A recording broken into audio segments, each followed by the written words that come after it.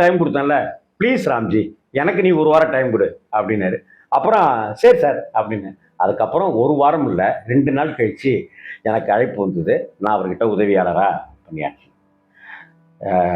இதை ஏன் இந்த விஷயத்த உங்ககிட்ட சொல்கிறேன் அப்படின்னு சொன்னாக்க, வாழ்க்கையில் நமக்கு அப்பா, அம்மா, சகோதர பந்தங்கள், பெரியப்பாக்கள், சித்தப்பாக்கள்ங்கிற மாதிரியான அடுத்த கட்ட லேயரில் இருக்கிற உறவுகள், மனைவி, மைத்துனர், மாமனார், மாமியார், மகன், மகள், பேரன், பேத்தி, இப்படியான உறவு கட்டமைப்பில் நாம் முக்கியமாக நினைப்பது குரு அப்படிங்கிறவர் தான்.